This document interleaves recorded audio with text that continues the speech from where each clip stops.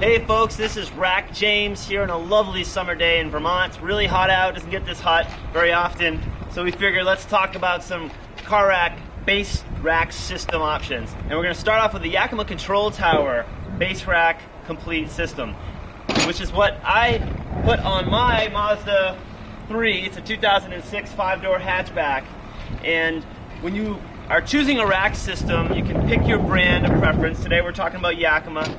And then you look at the fit guide to determine which of their base systems will work with your vehicle. And with my car, the Mazda, and this is sort of common, there are actually two options. There's the control tower, which we have here, and I'll explain how that works in a second. There's also the Q tower system. I chose the control tower. It's a cleaner system. It doesn't use clips that grab under the door. Instead, it uses the integrated or factory fixed mounting points that are already on the roof. So we'll show you how that works in a second. When you order the control tower complete, what you're going to get are 2 crossbars, a set of 4 control towers, and 2 sets of what are called landing pads. And the landing pads are basically the attachment between your roof and the tower. So this is what a landing pad 11 looks like. It comes with a cover that you can actually put on, and I'll show you how easy it is to take the towers off of these points. When you're not using the rack system, you can take it off and you can put these covers on and just have this on the roof. But this is what landing pad 11 looks like. It's just a sturdy base for the towers to mount to. And you need 2 sets of landing pads because they're only sold in half sets. The correct landing pad and the correct bar length will also be determined in the fit guide. Alright, so let me show you how easy it is to set this up. Now with the Q tower system, there are some very important measurements. It's going to tell you where the tower needs to be in relation to the windshield, how far back the second crossbar is going to be in relation to the crossbar, and also where the towers are going to be aligned on the bar. When you've got fixed mounting points, however, that's all sort of predetermined, so it's a lot easier to install. So what you need to do, come on over here, is first locate your mounting points on your vehicle. And on the Mazda, and it does explain this in the instructions, when you get your instructions in the landing pads, there's actually a chart. You look up your vehicle and there's a list of numbers that correspond to fit notes.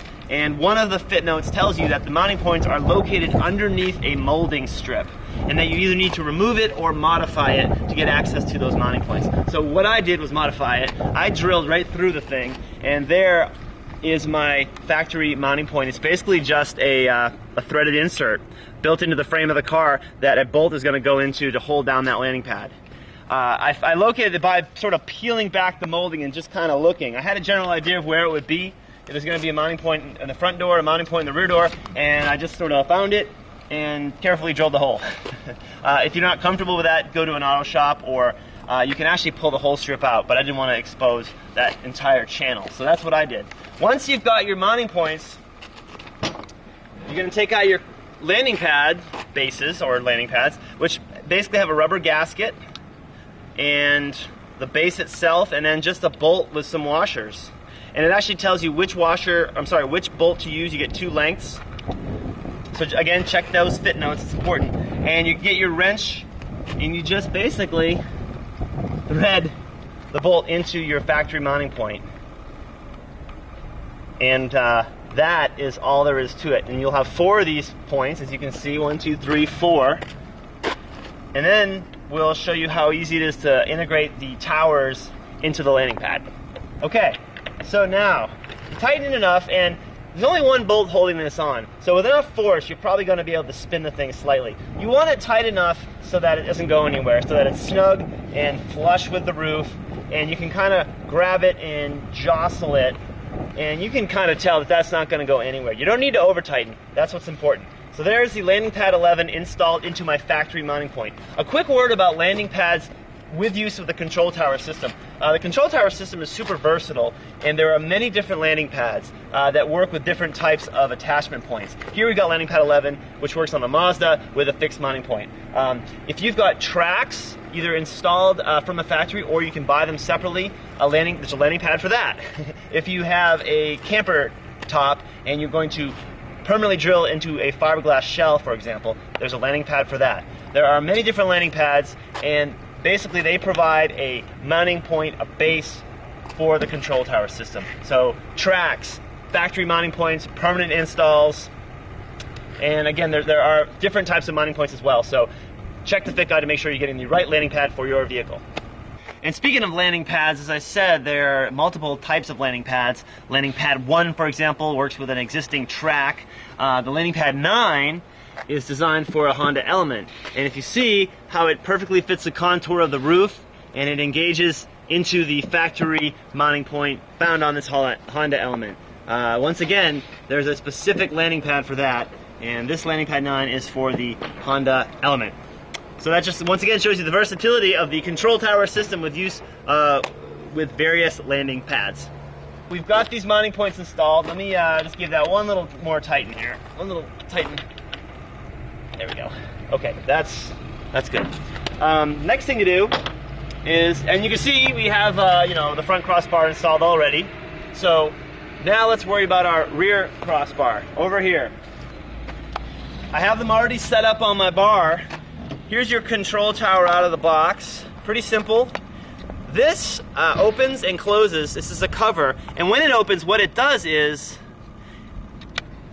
it moves these posts in and out, and the posts are what are going to integrate into that landing pad. So when I throw this all the way open, you can see how those posts retract, and now I'm going to be able to just drop the tower right onto the pad, and when you close it, you'll see that the posts come out to the side, and that's what locks it into place. So open the cover, you drop it on the landing pad. Whoops, of course you got to make sure it's lined up. Right down like that, and then you'll close it, and it's going to pivot so that it can, you know, assume a proper angle for the bar and the roof line. But that's a nice connection right there.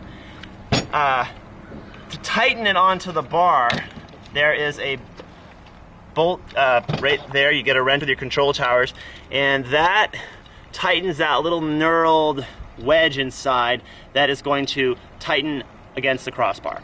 So when you're going to slide the tower onto the crossbar, loosen that up enough so that you're not fighting against it, and you slide it onto the bar. And with the control tower, again, you're not being given measurements that tell you exactly where the tower is going to be.